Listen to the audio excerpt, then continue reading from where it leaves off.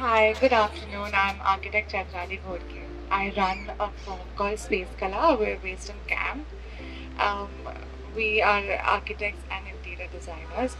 I want to welcome all of you to this panel discussion. It's called Sustainable Design in Real Estate.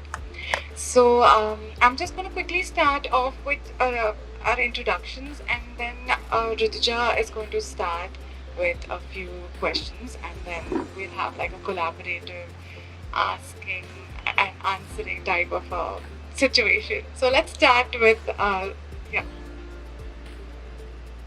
Myself, Sandeep Sonigra, uh, builder.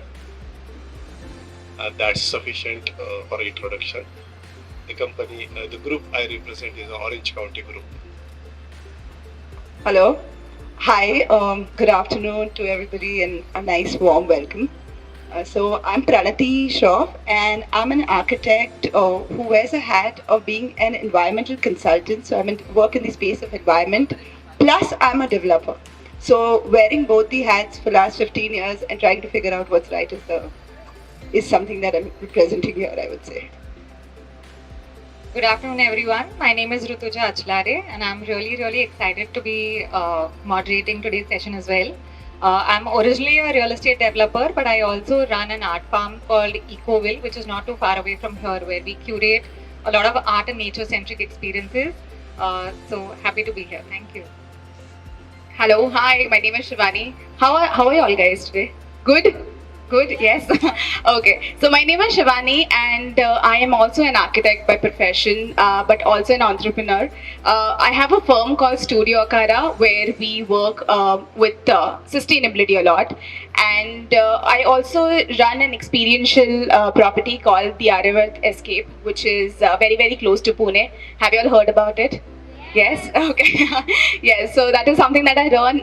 We host a lot of experiences, which are art, music, dance, a lot of hands-on work. So that's where I've used all my architectural skills and design skills to build that entire property. So that is what I do, and very excited to be here.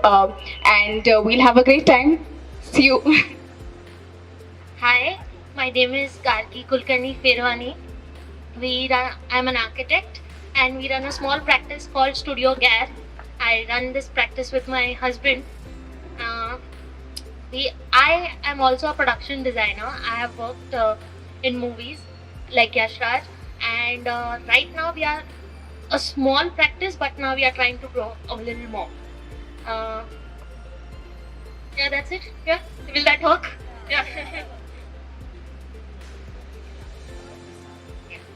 So, sir, I would like to ask you my first question.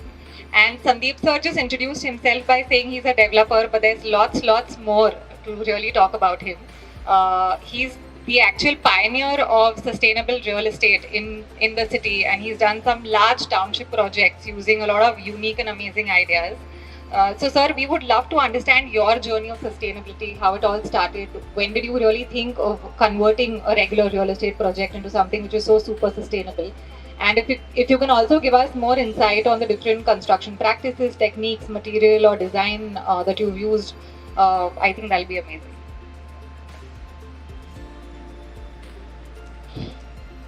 It's difficult to answer in a short, but I will try as short as possible. So I begin as a real estate developer in 2005 on Pashan Maner Link Road with a project called Orange County. That's the phase one. Being a civil engineer background and then doing a real estate development. So it was some help initial when we started. It was a regular project, Orange County, the first project we did. Only thing difference was because of the good architectural planning. So thanks to all the architects who were on the board. Because of architectural planning, we got a good result in terms of saving in energy consumption, and which was drastic. If we have a good architect planning, it came to be more than say 30 to 40% less than the standard construction happening at that time in the vicinity. So it was measured, all that data was gathered, And then we move from that project to the next one, which is Orange County Phase 2 on again same Pashan Bani Lake Road.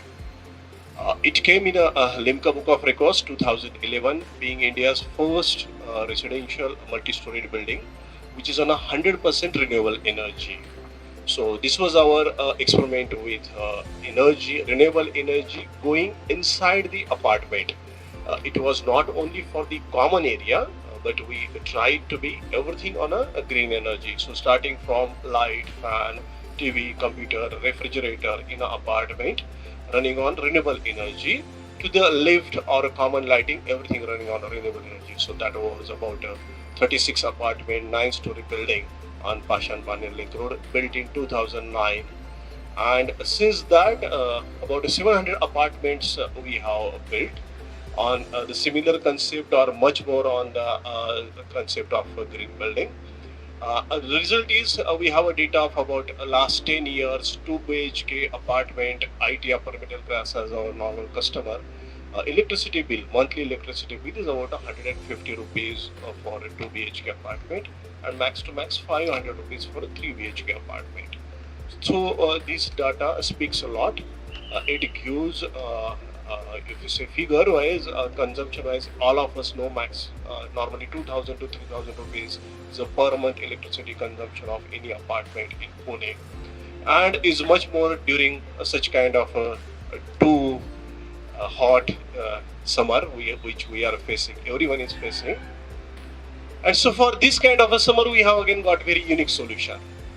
So even in a summer, all our building doesn't have more electricity consumption, and for that we use a very different material than the normal construction practice. So all of you might have heard, and as I already normally take introduction कि builder है तो general लोगों का perception रहता है कि अपने को चूना लगने वाला है. So that is the standard associated with the builder, and we really do. हम तो चूना लगाने का ही काम करते हैं, because my buildings are built with lime. So lime bricks, lime mortar, and lime plaster. We have about 9 degrees inside cooler in a hot summer. And this is again, I have built about a 12 lakh square foot in a lime, which is unique across the globe. It's not only about a city, Pune or India. Across the globe, multi-storied building built in a lime, it's a unique. What is the benefit as I talking 9 degrees inside cooler, so 40 degrees outside, 31, 32 degrees inside. You don't require air conditioning. That's a big for an environment. And second, the chemical formula of a lime is a CaOH2, that's the calcium hydroxide, which takes CO2 from the air. It's a carbon sequestration. So it's the only material in the construction industry which does actual helps to environment instead of doing harm to the environment. So this traditional material, we as Indians were using more than 7,000 years. If you go Harappa, Mohenjo-daro townships at that time built with the lime, to the fort built by Shivaji Maharaj, which stands after 400 years, an intense environment of a sea, still standing there. And today's our building of Orange County built with lime. So it helps to the environment, and now we are coming up with a township which is near Thavadi IT Park, which is about a 50 lakh square foot, entirely built in a lime, and much more to the environment. So there are lots of things. Last, I want to just give information. We do such kind of experiment in different verticals. We have 8 verticals. The last important being the biodiversity. Rest we'll have in when we talk. So we have planted 2 lakh trees and created a jungle on 70-acre land before we built a single square foot. So now the jungle is there, and now we'll start the township. Thanks a lot.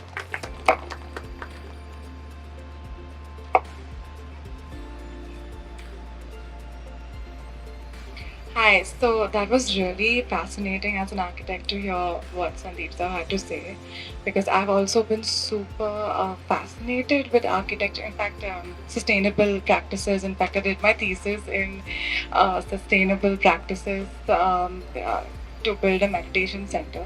But my question is, directed towards the architects on this panel, and it's a little bit of a diversion. So I just basically want to have a chat with the like I said, the architects on the panel. So I want to know basically like how what is the first thing that you do when you close a project or you get a like it's always an achievement by running a business. Everybody here is running a business. So when you close a project, it's like a big, whether it's big or small, it's always like a a feeling of fulfillment and a feeling of achievement. So what is the first thing that you do when you close a project? Let's start with you, Gaki.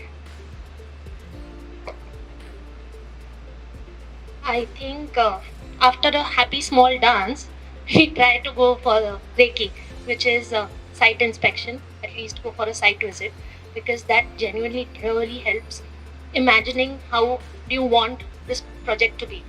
And call it only architecture or even if interiors. This Reiki or the site visit matters a lot because after giving whenever the client gives you builder's layout, that is much more different than whatever it is on the regular basis. And then slowly after various case studies, you would want after references, then we start sketching. Or how does that happen? If I may say so, only referencing, nothing like copy paste or in that such, correct. So making it your own, correct, inspiration, making that your own design and then presenting it to the client matters a lot, correct.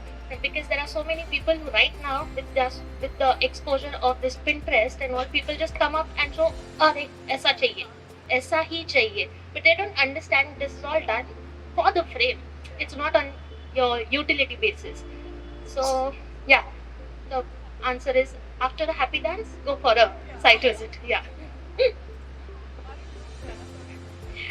So I think I like that. I'm very panicky if I don't know what the schedule is, sort of, or if my clients don't have a clarity on what are we going to do, when are we going to do.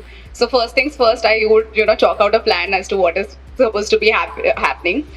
Second of all, I think it is very important to create that connect with the clients because the kind of projects that I have done are majorly in hospitality sector or those are weekend homes and things like that, or projects where there is a lot of emotions attached to the space. So, and generally the entire family is involved in any project that I do. So it is very important to, go with that family to their sites and understand what is it that they're imagining or dreaming of. Because your job is actually to, convert that dream into a reality with things that are practical. So it is very important to just go and imagine like a child and let them, talk as much as possible. Let them imagine as much as possible, and take more references from there. Take more references from what the place is like, what is the surroundings like, because the projects that I've had are always more remote. So the place has a lot of characteristic by itself. The region has a lot of history. So understanding that and understanding what they want and how can we, have this amalgamation between the clients, the place, the locals. So that is very important. So I think for me, human connection is very important. So that is what I try to build first initially when I get the project on board. So I put a lot of efforts into that. Yeah.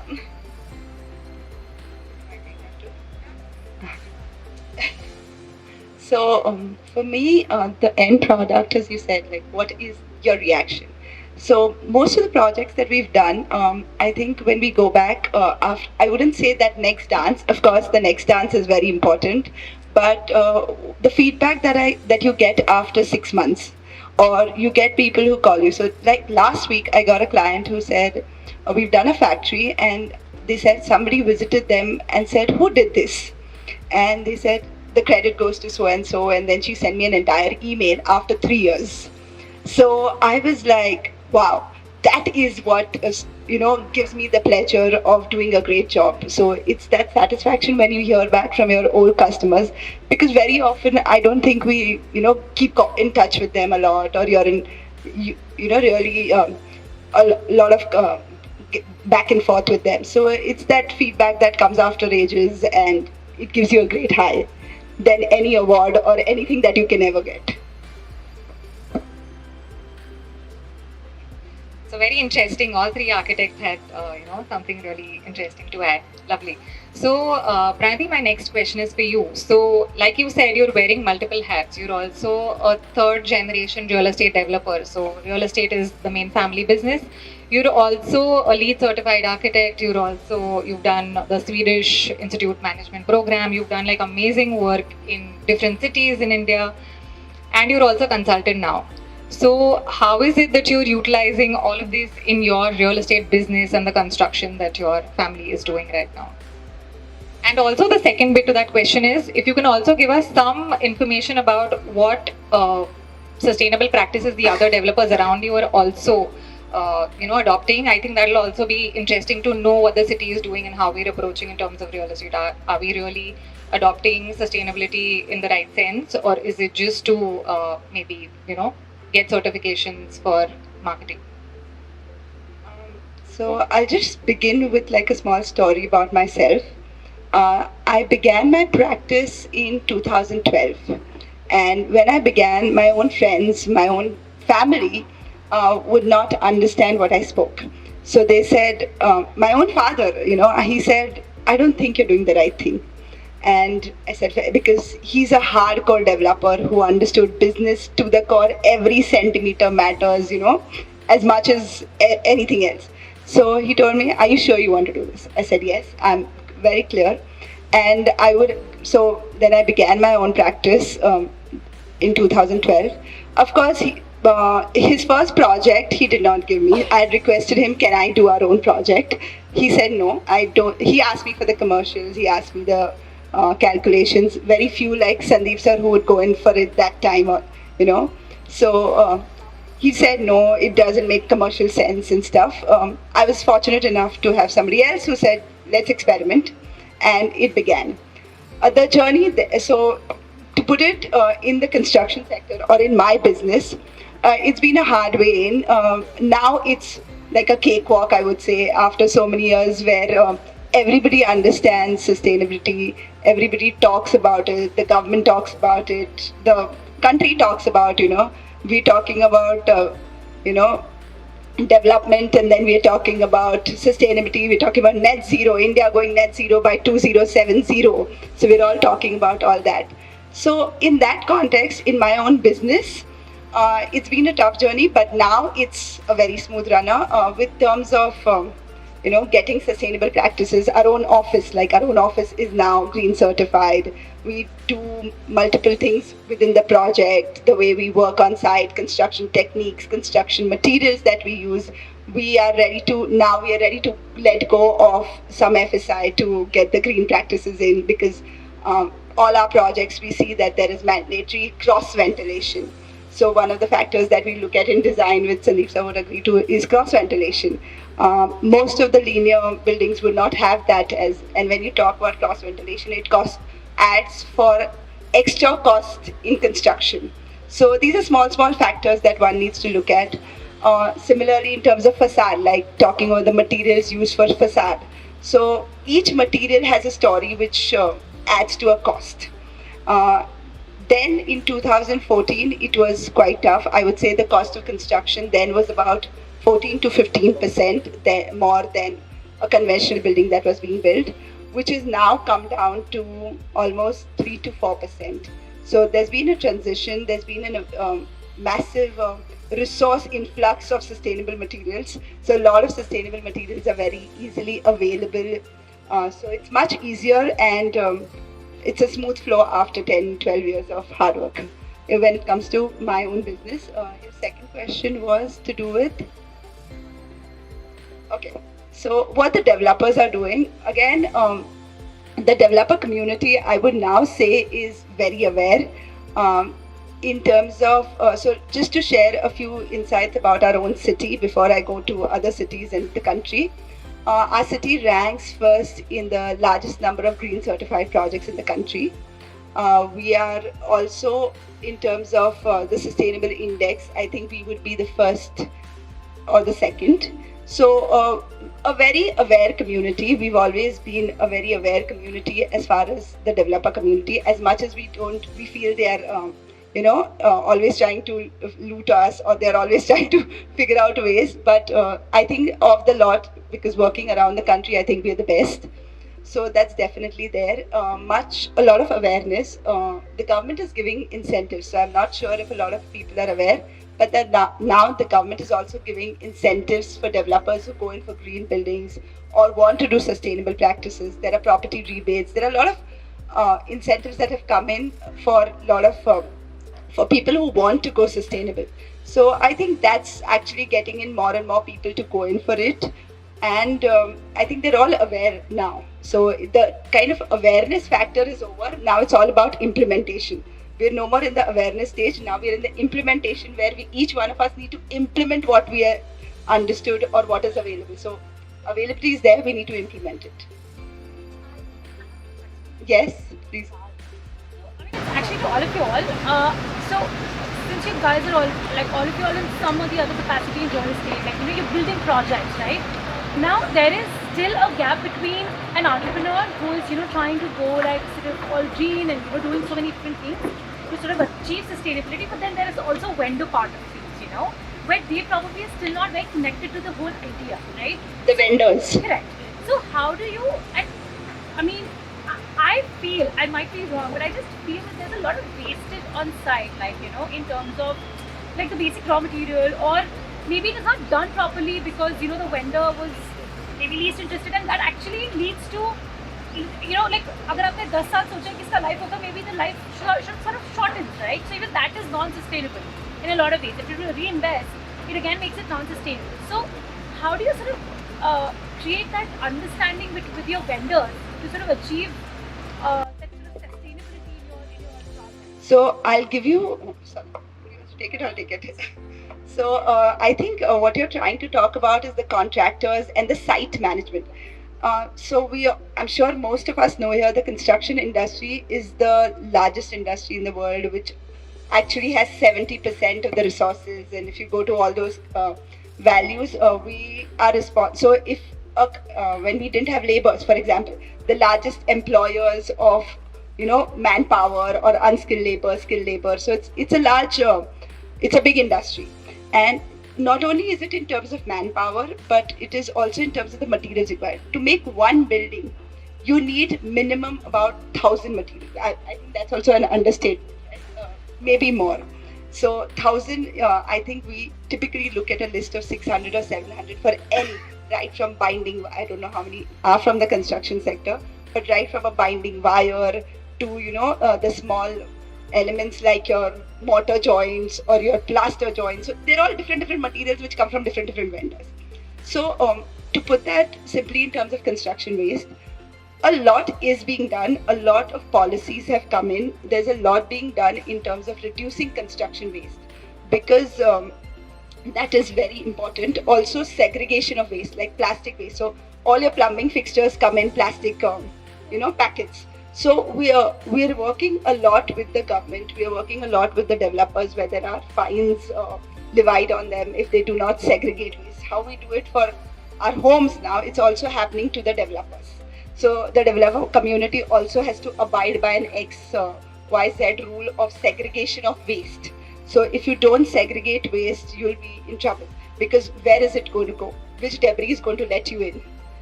Because there are no debris spaces. We don't have space to put them. If I have to put them in a debris, I need to pay. So everybody is working. So what was happening 5 years or 7 years back is evolving and is there. So it's a process. I wouldn't say we are anywhere close, but we are getting there, I think. And even the technology is changing fast. So the cityscape in the next 5 years is going to change majorly.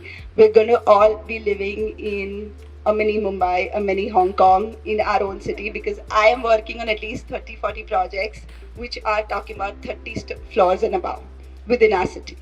So the whole skyline is going to change, and so is the technology, which is going to ask for less wastage of materials also. Want to add to it? And how about, like, you both run like a space which has been built around, a lot of thought around sustainability, and I think you guys have done a fabulous job. So, did you not face any challenges with vendors? I really want to know all of your perspectives, because I face a lot of challenge when I'm dealing with people for whom this is not important, you know. So sometimes I want to stick to my philosophy that no, I mean, I will not work with you if you don't understand this. And sometimes I'm like, oh my god, who do I work with? You know, if I have to let go of my vendor and he's not understanding, what do I do? So it's like a constant fix, you know, where you don't know how to sort of strike that balance all the time. Right. That's very true actually, and I think it is feasible for. It depends on the scale of the project. If the scale of the project is so huge, I mean, if it is a real estate project or if it is that huge, then it is very difficult to let go of vendors, because then you don't get alternative materials on that scale. But the kind of projects that I work on are maybe on individual levels, or things or projects where with the client I could decide what material I want, what material is most suitable. So we try and find more alternative solutions. I mean, even if it is paneling, for example, if we want to use wood, we have an option to choose laminates which look like wood, or we have an option to choose scrap wood, which is available from packaging materials. So it is the choice that you have, and if the scale is small, that is something that you could do. You could start using alternative materials, and that's something that's possible. And I think like ma'am said, it's a process. We're very, very far away from that, but then somebody has to be the change. If 10 people started it, maybe 10,000 people will start 2 years later. So somebody has to bring that change, and unless and until, like, if we address to the wastage wala part, only if the big players in the market decide to not use those materials or bring in the alternative materials, only they can bring a difference on that scale. But what we can do is we can bring in our choices, and we can do it on our levels. But then the bigger players have to have those things into consideration. And I think government, like ma'am said, would also play the biggest part, because if they bring in protocols and rules wherein people cannot use something, which is something that happened with plastic, immediately people will start coming up with alternatives. So I think that is something that is very, very important. So I'll just quickly add, something to that. So I come from a developer family, right? So I've done real estate before. So at Ecoville, when we were developing the space, we made a very, very mindful and conscious effort of using all our construction waste on the farm. Because Ecoville, as the name suggests, is an environment-friendly village. So we wanted everything on the farm to be very sustainable, very organic, very traditional style. So to give you a few practical examples of how we reused our construction waste, so when we build an ota, which is the countertop in the kitchens, you have the black kadapa and you take like a small cutout to fit the sink in. So we've made a pathway using all those cutout slabs. We've also reused a lot of like a discarded construction cart, for example, we've used as a planter. All the furniture that comes from our old sales offices or sample flats is used as furniture that we're using on the farm right now. So as long as it's functional and practical, I think we can really look for solutions and think of how construction waste can be used more innovatively. So, like everybody is discussing on the panel, the whole sustainability talk is not just value adding, it's also super inspiring. I really feel like it begins on a very root level of every single consumer, not just designers and idea, people who are obliged to give ideas on sustainability. I think it starts from literally trying to avoid using plastic bottles, trying to avoid throwing waste, trying to manage waste better. As a person who's living in the flat, I can do my bit by managing my waste on my sides, but like also educating the clients and how to sort of regulate their waste and how to minimize how they can sort of minimize their waste is like a lot is another future step that should be incorporated in our practices, is what I feel, because we are in the real estate business. So to conclude on that question, I'm going to I love how we're talking about sustainability. Like I said, it's super inspiring, but my questions are a little bit more on the BTS side of the business runners over here. So recently I was hiring at Space Color, and after some time, like after I was done with the hiring, I realized somehow I have ended up with all female and women architects. Nothing against anything else, but what I realized is that I was able to somehow, maybe I didn't get the right candidates for it, but the 3 or 4 people who I rejected were people who came in, and it was so funny. I was sitting in front of them and I was asking them, and this person was literally on his phone, and I'm just like, I felt like an absolute idiot. Like, what are you doing? And stuff. Even another, like, when I was taking an interview on online or on Zoom, there was somebody who answered a call in the middle of the Zoom call, and I was like, this person does not take his career or this practice seriously. Clearly, he just wants to, or he or she just wants to sort of join for the package or whatever it is. So I want to start with Sandeep sir as a developer. When you are working with architects or you're working with people who are, sort of work with you with their ideas and their creativity. I mean, I can be someone who's lead, a green architect and somebody who's very focused on green practices, but you can still have a reason to sort of reject me and select somebody else. So I want to ask you, what are the values that you see when you want to start working with somebody? And when you want to onboard them in your projects. And similarly, I want to ask everybody on this panel, if you were given an opportunity to sort of collaborate or to work with someone or even hire someone, what are the core values that you are looking for as somebody who will be working with them? So let's start with Sandeep sir. So start from labor. Yeah, right. So it's a very interesting to share with all of you when we started doing experimentation with materials. So lime, especially I was talking. We have, as India, or say Pune city, last person who worked on a lime was in 1970. So after that, there is not a single labor, not a single mason, till we started, who had actual experience of working with the lime. So what we did, my laborers, the mistri, to the supervisor, to the engineer, to all my stakeholders, combined together, we then travel to Gujarat, Rajasthan, or say wherever the actual persons are working, and to see it. It's not only as a builder we should be able to see, because it's ultimately of no use if you don't have that kind of manpower. So it started with the labor, it started with the masons, to actually give them the sense of what they are doing is really different. Sustainability, it's not only, you should not go only just plain. It has to be pitched a little bit on a high, and that's actually fact also. So unless and until they are a part of a big picture that what they are creating is really different, and then actually if you see the quality of workmanship is really different.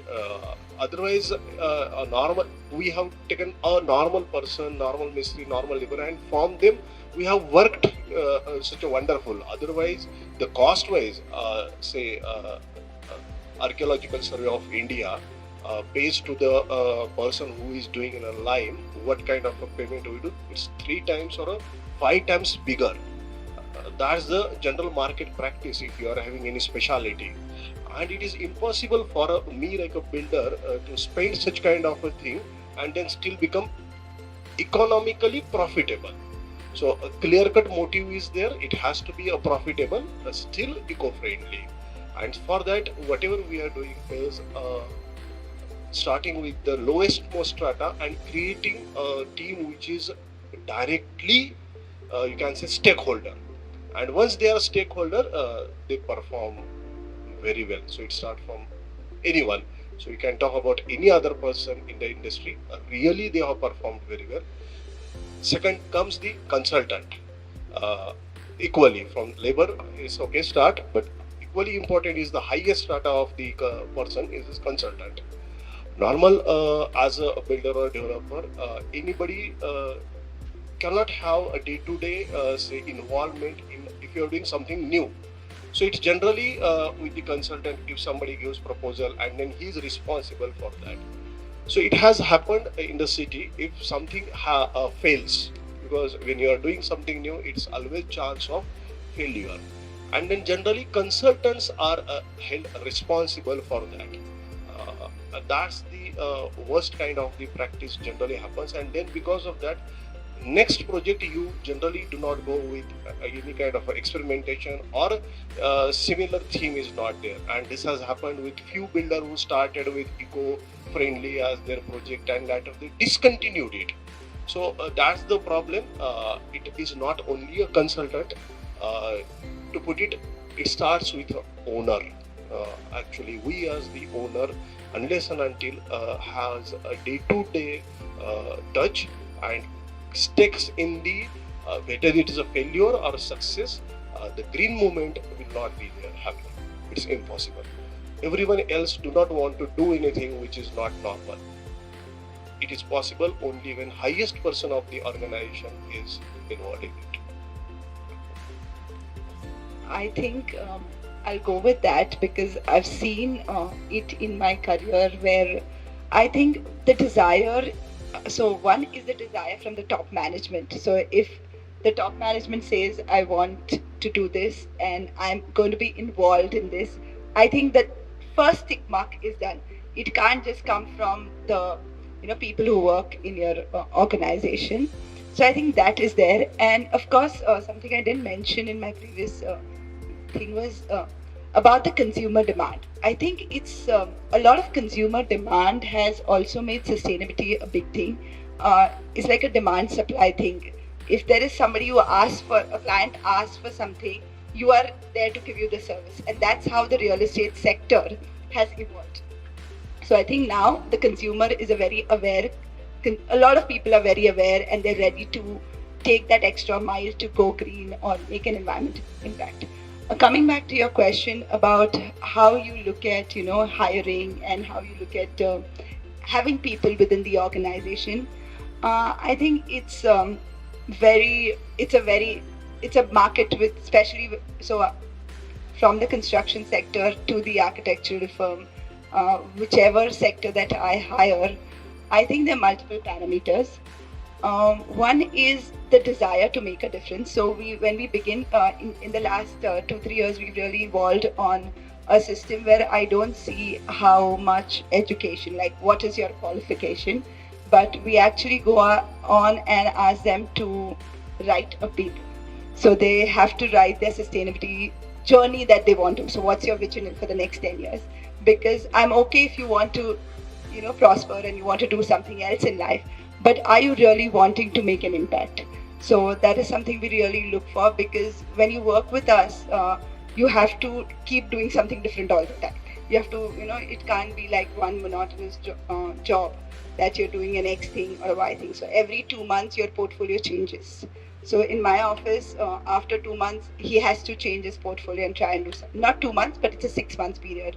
6 months, every 6 months, he has to do a new task then, so that's how we've been able to even retain people and have them more involved in the thing. But that's also something that I'm looking for, how inquisitive they are. Do they have the desire to, represent the company at different forums? So these are things that we really look for than just it's a woman, man, that's irrespective for us.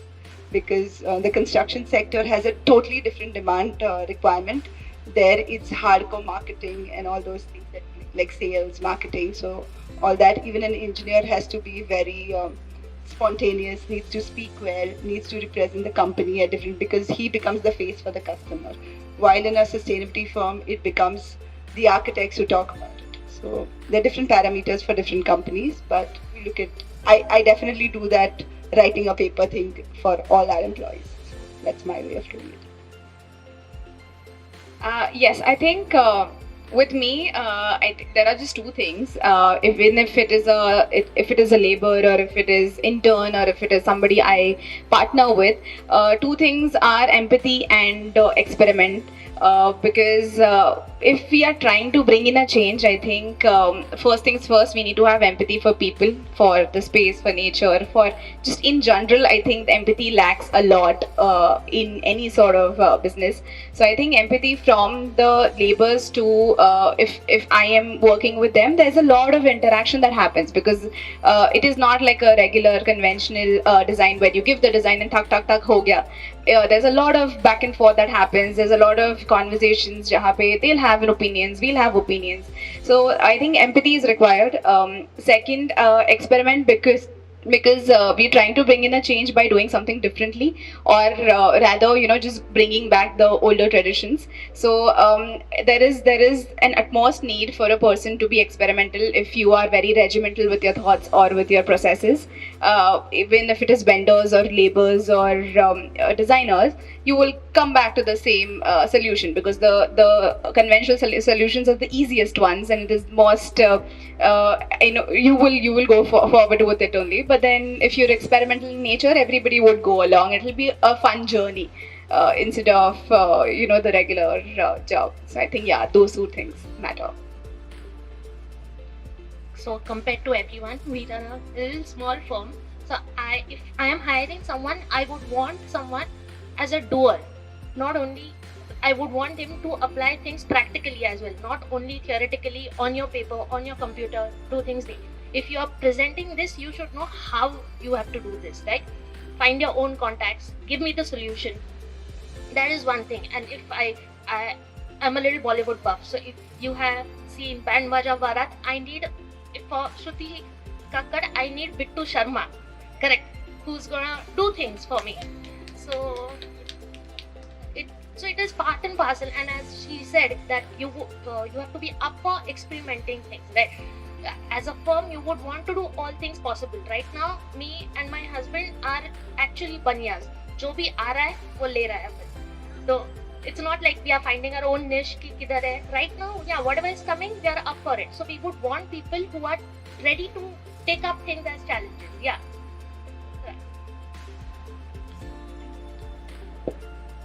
So we just have the last few minutes, so we'll take the last question. Sir, I would love to know from you if you would like to share any of your, because you're very, very passionate about this, but I'm sure it comes with a lot of challenges to implement. So if you can tell us a little bit about you've mentioned the financial challenges, but any social, environmental challenges or, any support from the local authority or any benefits that are coming in right now, or you would like the local players to kind of take cognizance of something and add more benefits for green building, I think we would love to know from you. Don't expect anything from authority. That's the mantra everyone has to follow. Otherwise, it is impossible that you will do a green building. I have almost a journey of 15 years. There were always some or other incentives offered, but apart from one project where we actually received something, the last 7 projects we have not taken any intensive incentives from the government. और एक जो project अभी जो complete हो गया, that became India's first 5-star rated green project after completion.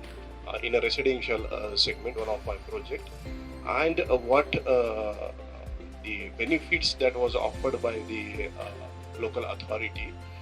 I think more than 2 years my team is following to get the benefits. Nothing actually happens. So yes, it was never in my entire thought process or financials that we should look after anything in the government. It's a fact that it's really a problematic to get something from the government. You are wasting your time, so don't look about it. So that's the first, what you can say, feedback. It has to be from the, what she said, a customer driven. If customer knows and if they demands, for example, swimming pool. Once upon a time, nobody was constructing a swimming pool. But say 2005, every project became a swimming pool, and that was a marketing because customer demanded. Similarly, it has to be even for a green building, the end user if they say my building has to be, I will prefer a green building. If such eco comes from the customers, developer has to do it. There is no second thought. And okay, now when unified deregulation, new deregulation has come, now the government has offered a more FSI, say 7% FSI for a 5-star rated green building or platinum rated building. Today, the fact is that whatever FSI they have given, it's not at all, we as a builder, we are not at all able to consume it. So forget about that. Even that 7% FSI, hardly few location, yes, it becomes profitable. Otherwise, the cost perspective, what she said about a 3 to 4% for a green building, that might be for the, again, there are two kinds of a green building, which is a certification green building, because there are now standard rules, there are standard vendors for it, and then the cost has come down.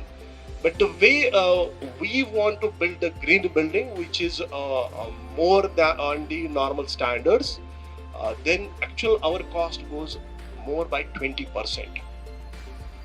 It's a costly affair, but from business perspective, now I charge say 5% incremental cost on a flat value. So which is about say 300 rupees per square foot. So I am spending only from my pocket 150 rupees. That's my investment for the going green. 300 rupees comes from my customers.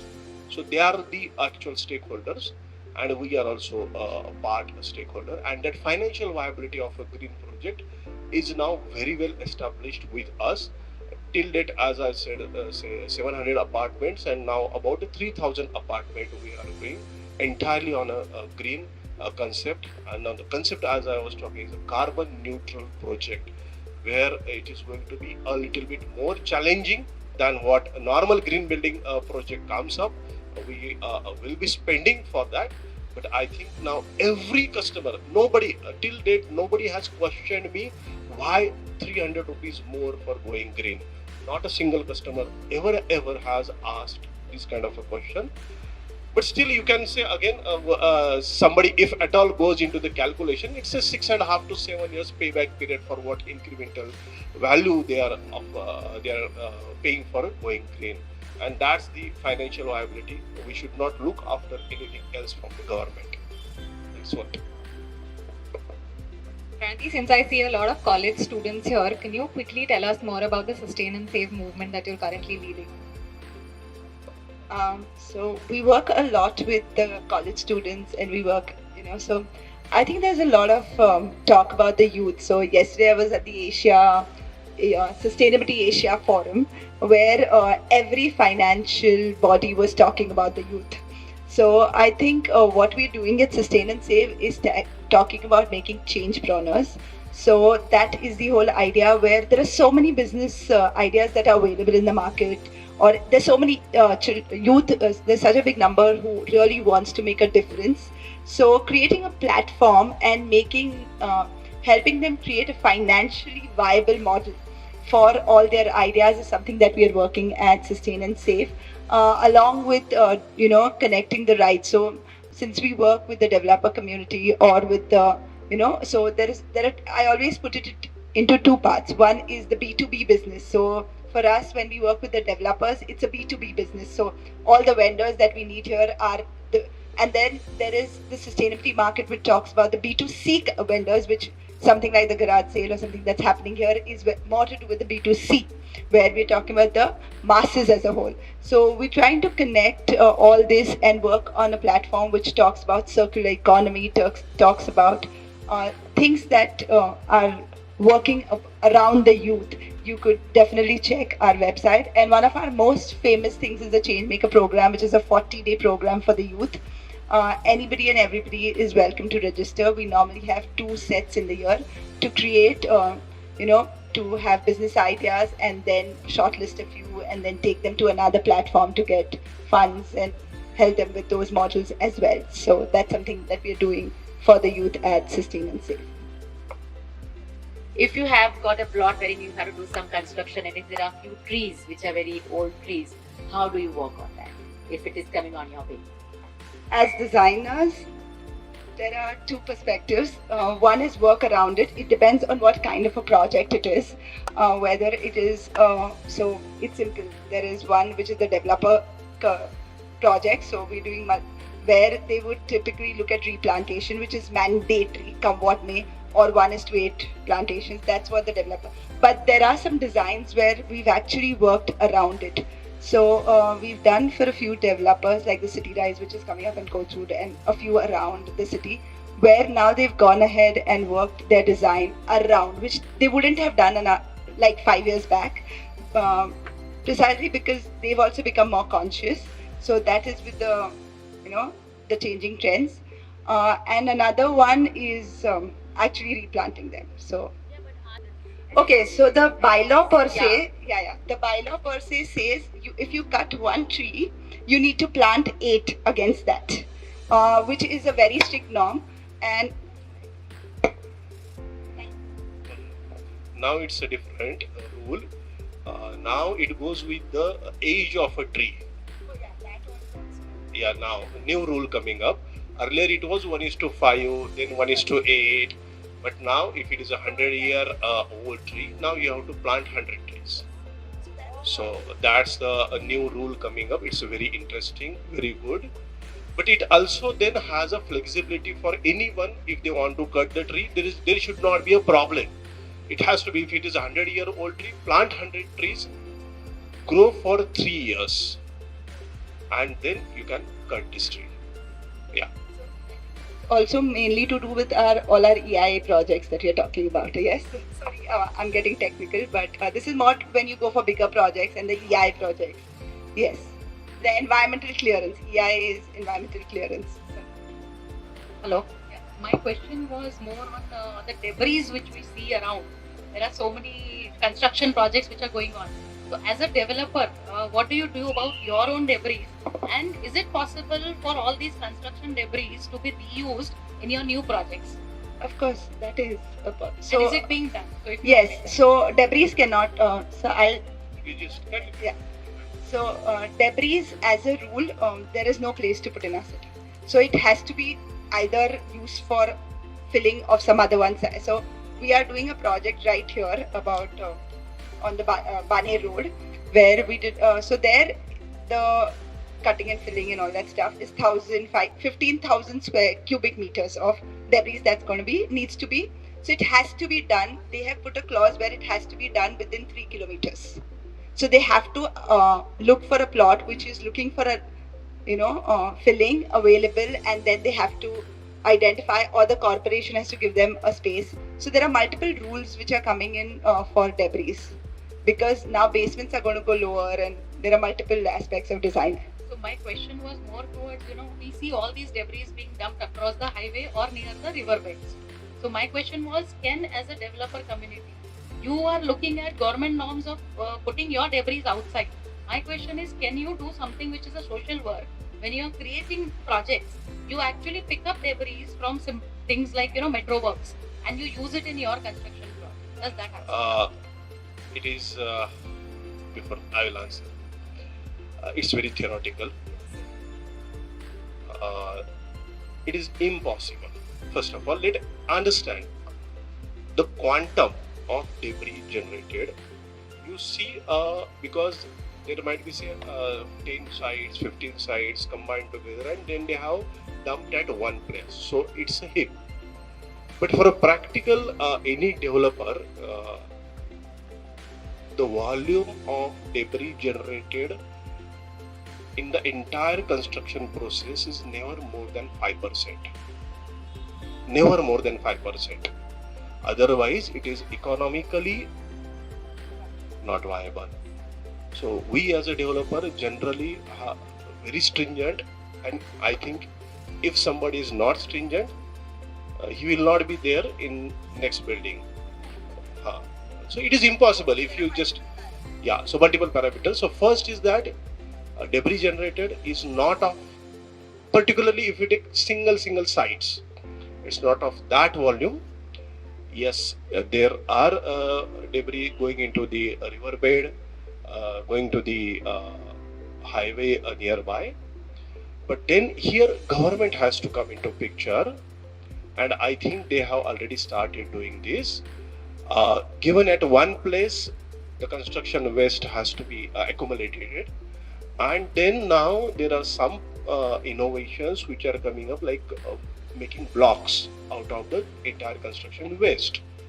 So this is possible if we have, say, Pune, all 4 directions or 8 directions of Pune, जैसे कचरे के ये रहते ना sites reserved for dumping.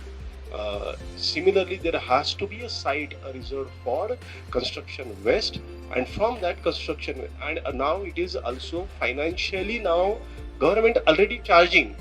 They are, when you are sanctioning the plan, they are already taking from us some amount, and it's a heavy amount. It's not a some amount, it's a heavy amount, so that they will be able to process the debris. They are collecting the money. I don't think there is anything happening on a ground.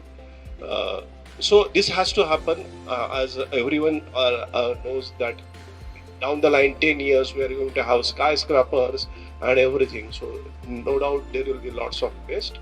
If it is used properly, it will create a wonder. I just saw one entrepreneur backside of this. He is doing something very innovative with the ceramics. It's really interesting, crushing the ceramic. Otherwise, general as an engineer, till this, say 1 hour back, I was opinion ceramic to use nahi kar sakte. But really, he has developed very good. He has done its innovation. I think he talk about patented product he has developed. It's a really wonder.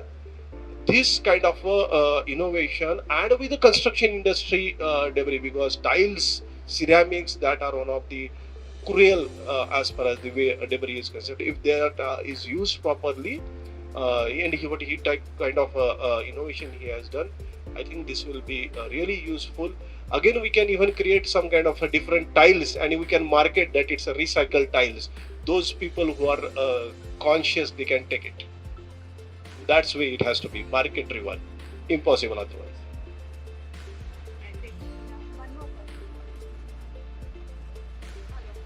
Yeah, this is regarding the land acquisition for the real estate project. Like, I'm an architect only, and I can see there are many hills around the Pune, which are the lungs of Pune, and the riverside.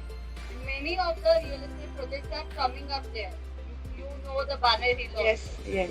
They are just cutting the hills and they are putting up the projects over there. So, what your opinion about this problem?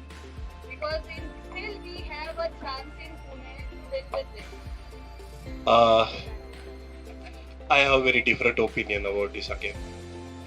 See, it's good to talk in seminars, good to care about the environment when your land is not yours. Am I right? When the land belongs to the farmer, and then you talk about a BDP, lungs, what you have done for lungs? What is your contribution? How many trees you have planted? None. Then what right you have to talk about somebody else's land? His family might be depending upon that. So it has to be taken from both perspective, and this has created a problem because at some location now slums have come up. So if official development is not happening, then slums come up. Then who is going to stop it? Impossible. So it has to be win-win situation for the landowners as well as all the city dwellers.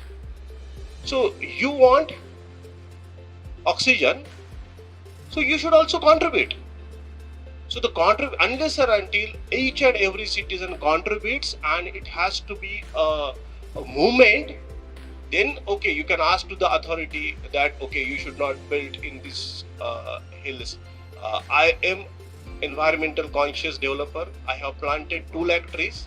I have never cut any such kind of thing, but still I am taking this kind of a view because it's a burning problem. There are lots of landowners who get affected because of this. Somebody sits there in a corporation, somebody talks about a green movement, and they are not actually the landowners.